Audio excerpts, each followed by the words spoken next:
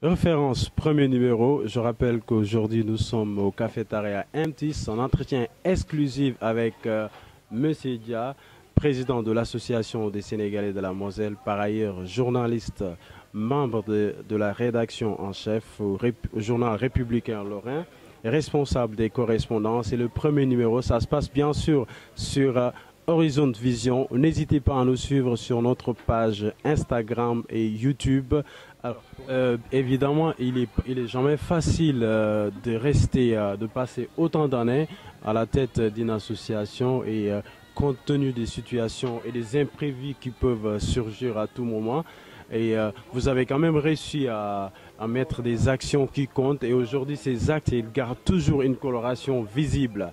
Est-ce que vous pouvez nous dire comment est-ce que le travail, ça se passe en frontline et comment vous avez réussi, en tout cas par le biais des collaborations, comment vous avez réussi à mettre tout un tas de programmes pour que ça puisse être fructueux aujourd'hui?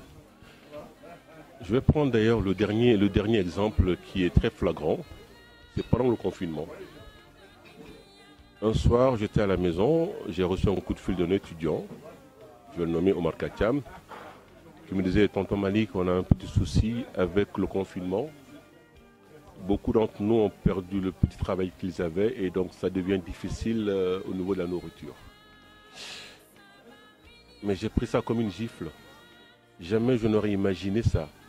Et je répète, parce que j'ai été étudiant moi-même, je peux connaître les affres que peuvent traverser certains étudiants. Donc quand j'ai appris ça, ça m'a fait tilt. Donc je me suis dit, mais comment on va faire? Parce qu'il n'était pas question de laisser mes jeunes compatriotes dans ces conditions-là. Et je rends grâce au Très-Haut de me donner une voix qui porte. Je n'écris pas, mais au moins elle est entendue. Donc j'ai lancé un appel à toute la communauté par le biais de notre groupe WhatsApp, en disant, écoutez, nous avons des jeunes compatriotes qui sont ici, qui sont dans une situation de précarité à cause du Covid. Donc il n'est pas question qu'on leur laisse seuls. Donc j'ai lancé un appel à dons. Jamais je n'aurais pensé que les réactions seront... Enfin, jamais je n'aurais pensé. Non, donc c'est aller au-delà de mes attentes, parce que je savais que la communauté sénégalaise est très solidaire. Et cette solidarité-là, ils l'ont montré.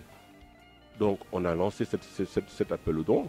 Et parallèlement à cela, une fois de plus, grâce à mon carnet d'adresses de journaliste, j'ai appelé les plus hautes instances ici au niveau notamment de la banque alimentaire, en leur disant, voilà, on est dans du concret. On va aller au-delà des salam alek et des autres paroles vaines. J'ai besoin que l'on puisse venir en aide à mes jeunes compatriotes. Et ça a déclenché une sorte de chaîne de solidarité qui est arrivée, qui a abouti non seulement à faire en sorte qu'un camion de secours populaire vienne faire des livraisons de vivres aux étudiants, à l'ensemble des étudiants. Dans le local où on se trouve, Jean Dour, qui tient le café littéraire, on en a discuté aussi, lancer une collecte, mais cette fois-ci au-delà des simples étudiants sénégalais, une collecte qui considérait l'ensemble des étudiants africains, que ce soit ivoiriens. Bon, dans ce local, on a collecté des choses, on avait l'impression d'être dans une épicerie. C'est dire aussi qu'au-delà de tout, on parle des Français parfois en des termes un peu, je veux dire, négatifs. Mais je peux vous assurer qu'il y a des gens bien. Quand on a vu la mobilisation qui a été la leur, on a collecté ici, mais des... Je ne peux même pas vous donner le nombre, tellement c'était énorme.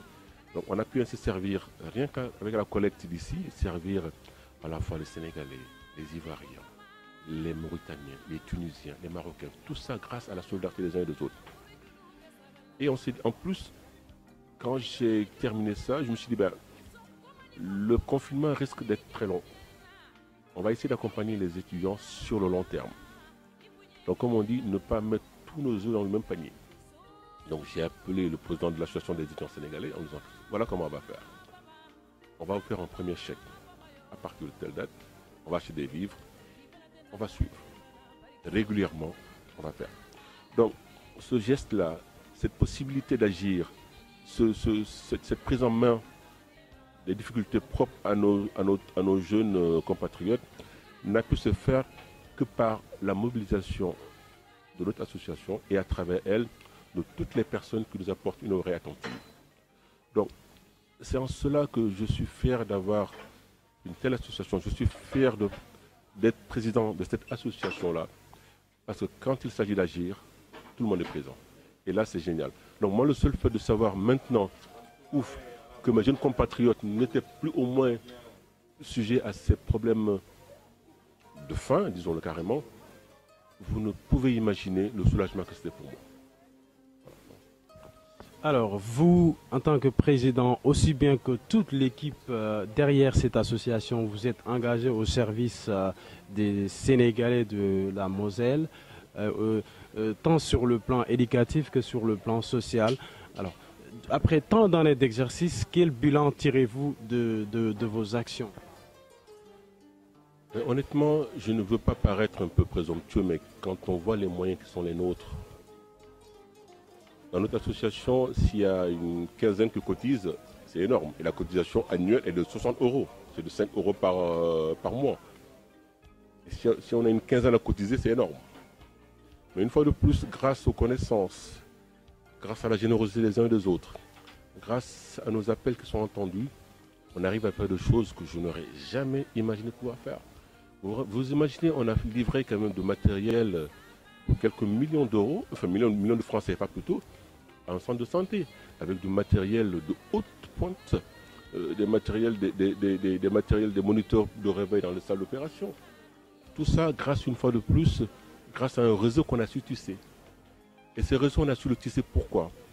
Moi, j'ai toujours considéré, parce que j'étais sénégalais, au-delà de ma fonction de journaliste, d'ailleurs j'en profite pour dire que je ne suis pas éditeur, je suis membre de la rédaction en chef, je suis responsable des correspondants. Ce n'est pas vraiment de l'édition, l'éditeur, c'est un métier bien particulier. Donc je suis à la rédaction, je suis effectivement membre de la rédaction en chef et je suis responsable, j'étais responsable des correspondants. Donc je fais la parenthèse. Donc je me suis dit, la force de notre possibilité, de notre statut de Sénégalais, c'est de dire que nous sommes des porte-drapeaux. Je n'ai jamais voulu qu'à travers ma personne, on puisse porter atteinte à la dignité de mon pays. Ça, si je le refuse, c'est à moi de montrer ce que je suis et ce que peut être mon pays. Donc tout le combat qu'on a toujours mené ici, en tout cas, au niveau de notre association, c'est de dire que nous sommes d'abord surtout des Sénégalais, nous sommes d'abord surtout des porte-étendards, des porte-drapeaux. Donc nous n'avons pas le droit de véhiculer une image négative. Parce que si aujourd'hui nous sommes à même de mobiliser des bonnes volontés, bien au-delà de notre communauté, c'est parce qu'on leur a prouvé que nous avons une certaine dignité, que nous savons faire et que nous avons une certaine fierté et que nous savons faire. Dès l'instant que les gens ont pris conscience de cela, eh bien forcément l'appel, il est forcément entendu. Et ça, je le dis à tout un chacun, tous les Sénégalais, quels qu'ils soient et où qu'ils soient, de ne jamais oublier qu'ils sont d'abord des représentants d'un pays.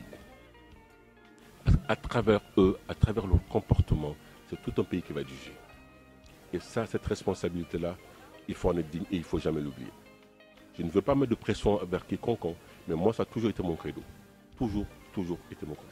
Et chaque fois que je peux le clamer, chaque fois que je peux le dire, je me fais un devoir de le dire. Monsieur Dia, cette fois-ci, on va parler politique. Vous êtes acteur engagé auprès des Sénégalais de la diaspora et surtout très proche de la jeunesse. Avez-vous des ambitions politiques, monsieur Dia? À titre personnel, non, je n'ai jamais eu d'ambition politique au sens politicien du terme. J'estime tout simplement que m'engager pour mon pays, c'est faire de la politique, mais de faire de la politique autrement. Mais si on parle de faire de la politique en étant engagé dans un parti politique, non, ça ne m'intéresse pas. Parce que je me vois mal, donc quand je vois ce qui se passe dans mon pays, ça ne m'incite pas à le faire. Et comment définissez-vous l'expression faire de la politique autrement? La politique, si on prend au sens premier du terme, c'est s'intéresser aux choses de la cité. Donc tout ce qui concerne mon pays, forcément m'intéresse. Tout ce que je peux faire pour faire avancer les choses de mon pays, forcément je m'intéresse. Mais dès l'instant que la politique devient un métier, dès l'instant que la politique, comme chez nous, devient un moyen de s'enrichir, elle perd de son âme et je n'ai pas envie de faire ça. Je n'ai pas l'ambition peut-être démesurée d'être multimilliardaire. Ça ne m'intéresse pas. En tout cas, je n'ai pas envie de gagner de l'argent ici. Donc, je développe peut-être qu'aurais-je... Il n'empêche que j'ai mes convictions politiques, hein, mais je veux dire, une fois de plus, je n'ai jamais raté une élection. Autant, même s'il faut aller parfois jusqu'à Strasbourg, au Luxembourg voter, je vais voter, parce que c'est mon devoir de citoyen de le faire.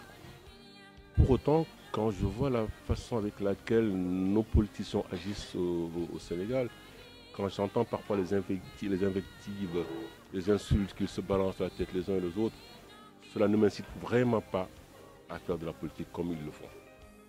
Pour moi, la politique, c'est quoi? L'an dernier, j'étais allé dans un petit village du Wallo, un tout petit village, et je me suis rendu compte qu'il y avait une classe avec 118 gamins. Une classe, je répète, 118 gamins. Et certains s'asseyaient par terre.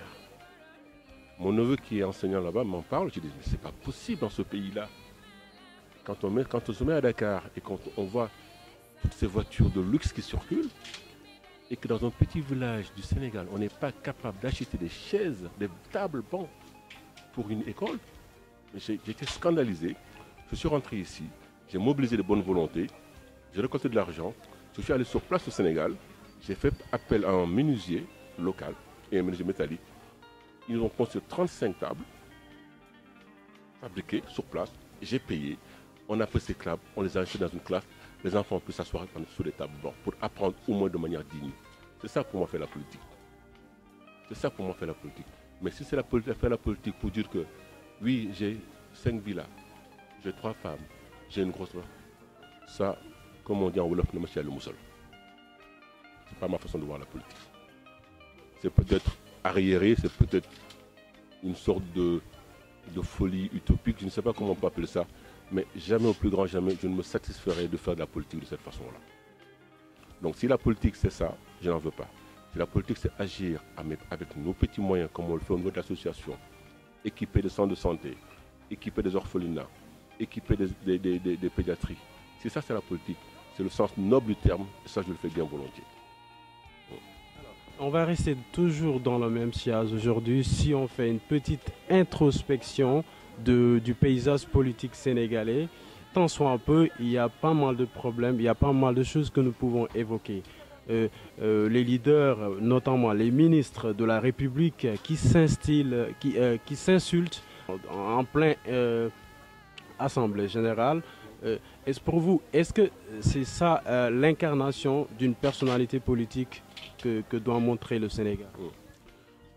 Je ne veux pas avoir la prétention de juger ou de me poser en censeur. Je n'ai pas cette prétention-là. Je dis simplement que moi, Alassane Malick Dia, je ne vois pas la politique de cette manière-là.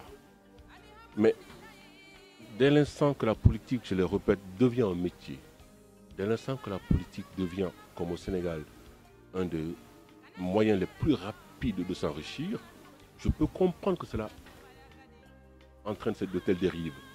Parce que c'est la fonction qui est biaisée. Quand la fonction est pécuniaire, financière ou de statut social, je peux comprendre que les gens soient prêts à s'étriper pour le faire. Si la fonction première était de rendre service à une population, peut-être qu'on n'en serait pas là. Peut-être qu'on se dirait à ce moment-là, je fais quelque chose, je ne suis pas le seul à pouvoir le faire. On peut être différent dans notre façon d'approche, mais rien n'empêche que des visions différentes puissent concourir à une vision commune, qui est celle de sortir notre pays du marasme dans lequel il est. Mais je répète une fois de plus, dès l'instant que la politique, cette politique-là, elle est conçue comme un moyen rapide de s'en mettre plein les fouilles, comme on dirait de manière vulgaire, mais je peux comprendre que Moudiara Gnani, je peux comprendre que ça puisse pousser certains à s'étriper pour garder en tant soit peu leur place au paradis. Parce que quoi qu'on en dise, quand on est au paradis, on ne veut pas s'en départir.